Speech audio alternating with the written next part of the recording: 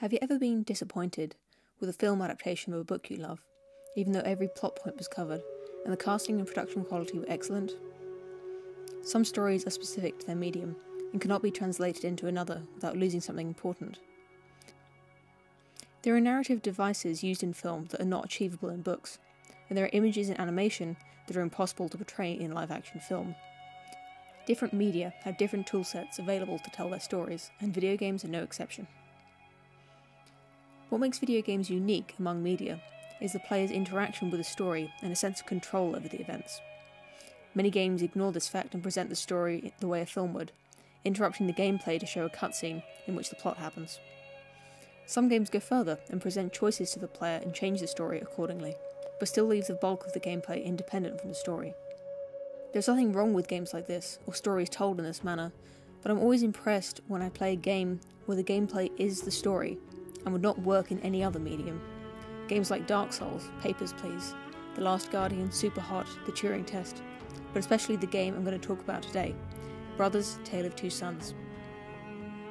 In Brothers, you control both main characters at once, independently of each other, to solve clever and satisfying puzzles. It's a fun game that I would recommend just for its puzzle and coordination elements, but the story elevates it beyond just an amusing pastime to an emotional experience. The plot is very simple, which is a necessity since it is told entirely visually, with no words or text. Two boys go on a quest to find a magical tree to cure their father's fatal illness. They journey through exotic lands, face some obstacles along the way, and make some unlikely friends. It's a classic monomyth. But the story is more than just the plot. It's the emotional reactions of the characters to the events occurring, and their personal development as a consequence. To talk about that, I'll have to get into spoilers. If you want to play Brothers and haven't yet, I suggest you click away now and discover the story for yourself. It's really worth it. Although the game introduces both eponymous brothers as joint protagonists, by the end of the story, it is obvious that the younger brother was the hero all along, and the older brother is more of a mentor archetype. So let's talk about the younger brother. We know from a flashback that he witnessed his mother drowning and is traumatised by the memory. Because of this, he's afraid of water and will only swim with his brother physically carrying him. This is just one way that the younger is dependent on the elder. With their mother gone and their father bedridden, the eldest is the head of the household, and the younger brother looks up to him and is eager to win his approval. When completing puzzles, the older brother must do the physically demanding tasks, and the younger uses his smaller size to fit through gaps and get to high places. They make a good team. Controlling both boys at once, through complicated situations, reflects their coordination and their bond as brothers. They struggle together through adversity and celebrated their joint successes. After a few hours of gameplay, the brothers face the final boss, which pushes the player to the limit of their head-patting, stomach-rubbing coordination ability. But just as you're celebrating the defeat of the monster, she stabs the older brother, leaving a nasty wound in his stomach. The brothers then continue forward, the older brother leaning on the younger brother for support, sort of the opposite of what's happening in the rest of the game. Little brother then leaves his older brother at the base of the tree, so that he can continue upwards and seek the magical water at the top that is now the only hope of saving his brother and his father. At this point it feels strange to control just one brother, after so long controlling both of them. There's a sensation of emptiness to it. When little brother gets back with the water, it's too late to save his brother. Seeing the young boy's grief is devastating in the cutscene, but what is even more cathartic is when control is returned to the player to manually drag the older brother's body into his grave and push the mounds of dirt over it one by one. The boy moves very slowly now, and you can hear him sniffling as he forces himself to bury his brother. I don't know if it's possible to convey how controlling this action yourself is so much more impactful than just watching it happen in a film or just reading about it in a book, but I think everyone who has played the game can agree that it's an intensely emotional moment. Then a giant bird the brothers saved earlier in the game comes back and carries the younger brother back to his hometown, but not directly to his house. The younger brother has to make his way through the village up towards the house to deliver the magical tree water to his father, encountering all the same puzzles the boys completed together at the start of the game. This time, the younger brother must do it all on his own, starting with the river he is too scared to swim across because of the memory of his mother's death. The player can steer the boy to the water, but it won't let him get in until you hold the action button used for his older brother. Doing this also allows the boy to pull the lever he was too weak to pull before, and to jump up a ledge that had previously required a leg up.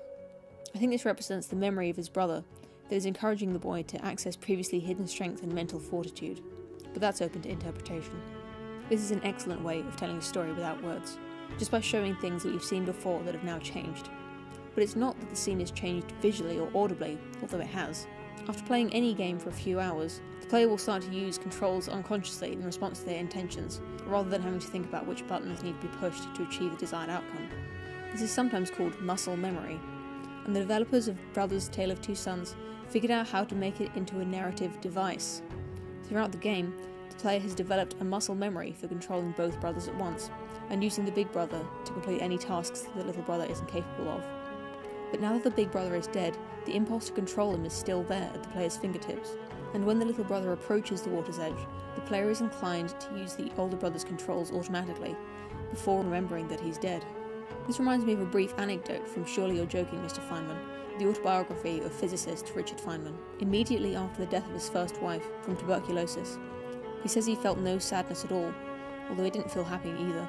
He says he only cried a few months later when he saw a dress in a shop window that he thought she might like, before remembering that she was dead.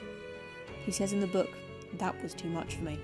Sometimes our brains are stupid like that, operating on impulse and learned patterns of thought before making reality checks. But at that moment in Brothers, as little brother approaches the water's edge and reflexively looks to his brother for help, the player instinctively presses the older brother's action button, and suddenly the little brother can swim. Rather than a grim reminder of his absence, the player realises what they've done and what it means that the older brother is affecting events from beyond the grave somehow. It's only with the older brother's help that the little brother is able to make it back to his father in time to save his life. It's a great story, but my point is that it works to the strength of the medium. There are many story elements in this game that I've not covered in this video, so I think you can still enjoy the game with somewhat fresh eyes, even knowing how it ends. And I suggest that you do play it if I've made you feel curious at all. Video games are growing as a market, and have started to become more accepted in modern culture. And I think it's because of games like Brothers: Tale of Two Sons that elevate the medium from more than just an amusement or a pastime, to something that really means something to the players. This game means a lot to me, which is why I wanted to make a video about it. This isn't the usual content of my channel, and if you're a regular subscriber, then I'm sorry if this isn't the sort of thing that you like, but I'm sure you're not watching up to this point anyway. And if you're new to the channel and you're interested in politics or philosophy or economics or just 15-minute rambling videos, then perhaps you might like to check out some of the other videos on this channel. To all of you, as always, thank you for watching.